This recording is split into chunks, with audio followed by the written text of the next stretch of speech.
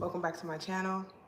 Obviously, of course, it's a must. We are talking about all things dance training, and dance career. Listen, I'm going to hop right into it. If you've not heard any of the other episodes I've done here or any of the other topics or live videos, make sure you go back and listen to those.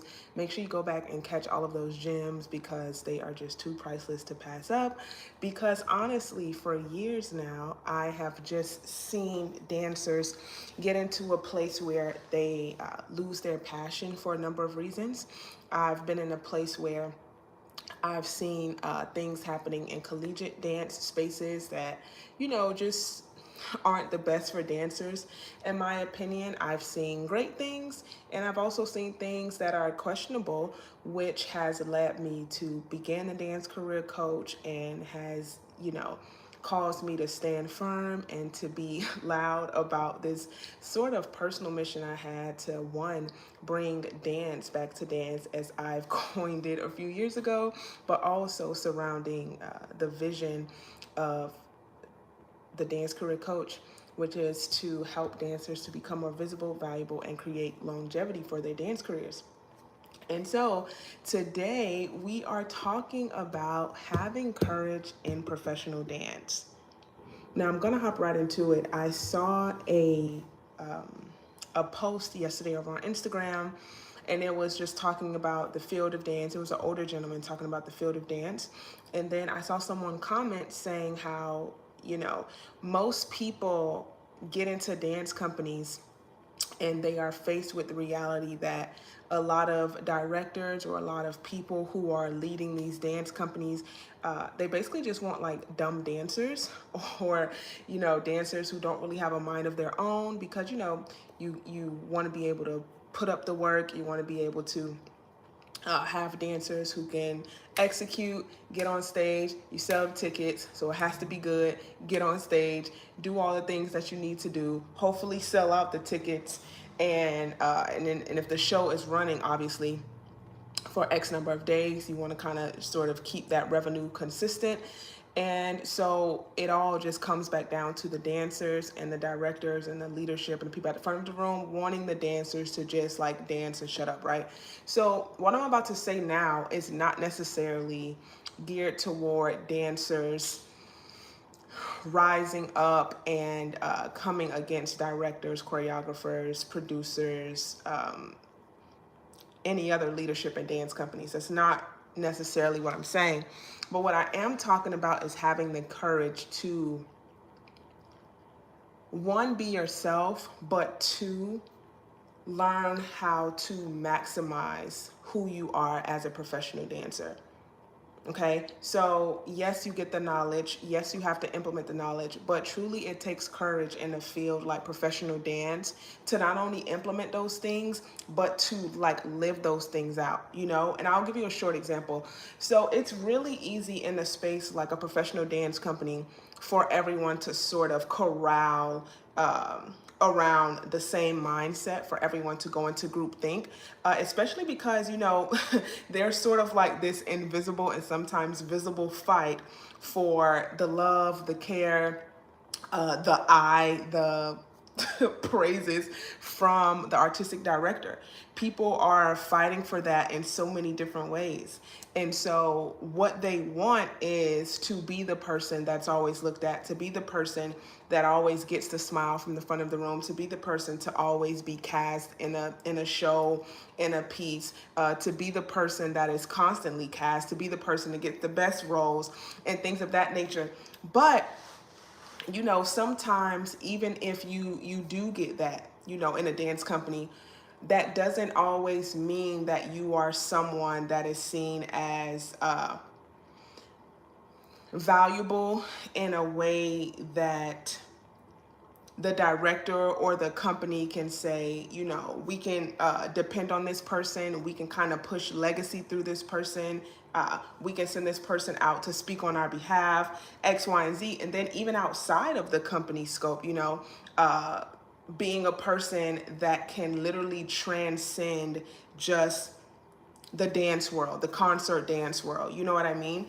And so just starting at the base level, it really does take courage. You have to have courage in this professional dance career, in this professional dance space. If you are a person who've made up in your mind that you want your dance career to matter and that you want to make impact. Now, I am very aware that not everyone wants to be impactful. Some people, they just, they want to get in a company, they want to get a contract. Doesn't matter what the contract looks like, really, or at least that's what they'll say in the beginning. They want to get a contract, they want to be able to dance, they want the director to think that they're the best thing ever, and then they just want to continue to do that because their validation comes from getting the best role, from consistently being cast, from always being in the front or always getting the looks or the eyes of the directors or people in the front of the room. That's great, cool, and dandy, but I'm here to tell you that that is not the depth of value and visibility and even longevity for your dance career. I have seen dancers have all of that in a dance company and are afraid to say when something's going on with their bodies, are afraid to grow, grow as an artist, you know what I mean? Like, especially if you're in a company for more than one season, you should definitely be growing and developing, right?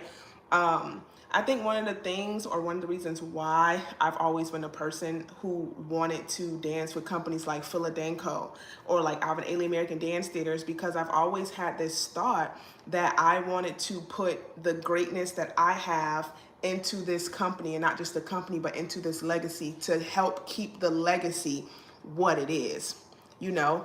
And so even with that, in great companies like I just mentioned, they have a history, they have a legacy of really honing and crafting artists so that they don't only carry the aesthetic, if you will, of the company and the vision of the artistic director, but also they carry like this air or this spirit of whatever the company has crafted within their works, within their productions, within their company, dancers going in and out whenever they make appearances and things of that nature. So back to my main point, it takes courage. It takes courage. It takes courage to be authentically yourself in professional dance. It takes courage to, apply yourself to whatever process. It takes courage to grow.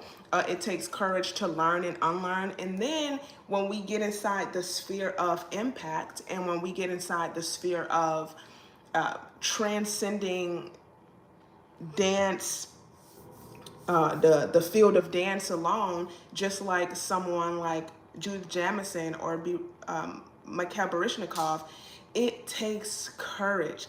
And I know a lot of people think, well, like, this always happens and these are the kind of people that they want in dance companies, and you can only have this thought, you can only think this way, and that's all that is needed. That's the only thing that can be, that's the only thing that can be shown.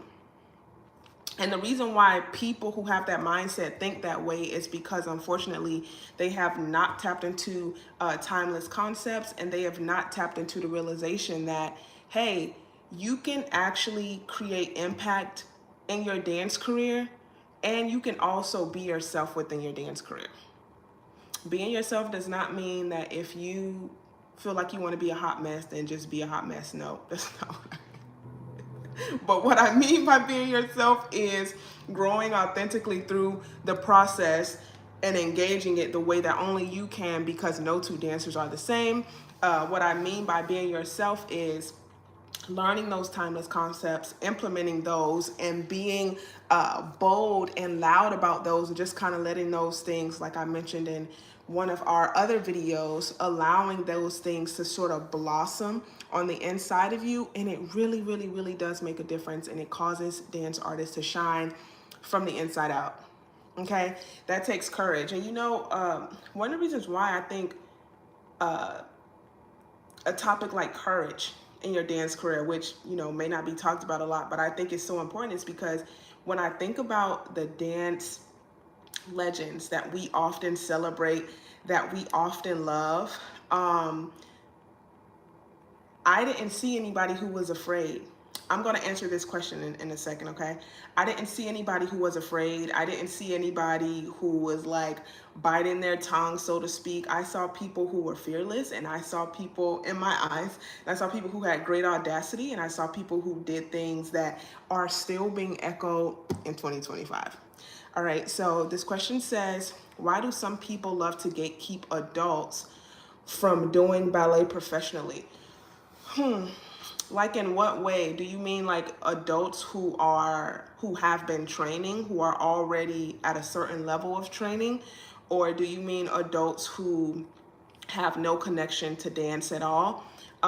Because I think, I don't know of people who are gatekeeping. I've not really seen it, but I can say, if we're talking about, let's say, adults, for example, who don't have a connection with dance, right? Let's say they don't dance, they have not trained, or maybe they trained when they were really little, and they just have like a other like regular job or career.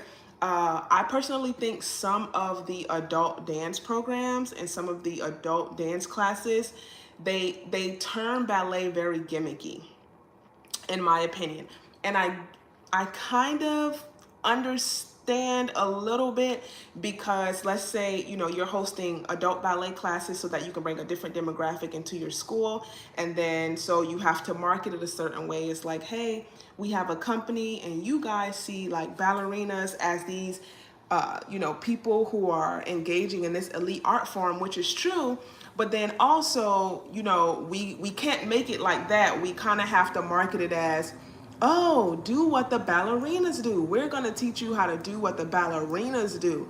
We're going to help you become somebody who loves exercise, but then call it ballet.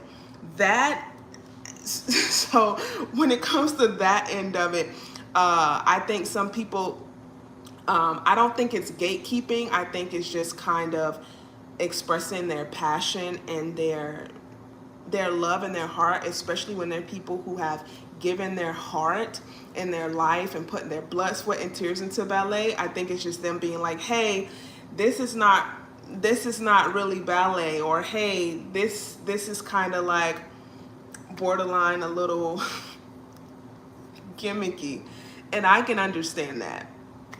I can definitely understand that. So yeah, I hope that answered your question. It's just, yeah, I'm not really a huge fan of the adult ballet world as we are seeing it develop and marketed as, hey, come take these ballet classes.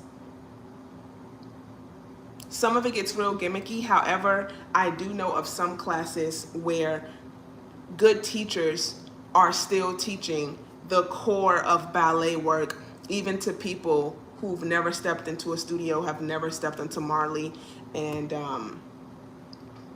I think that's important. And I think ballet, the craft, it should not be, broken apart. It should not be, dance in general, it should not be stripped of all that it is because we want to market it as exercise. Okay, I'm going to read the next comment here. It says, because I feel like I'm naturally good at it and I want to take it seriously.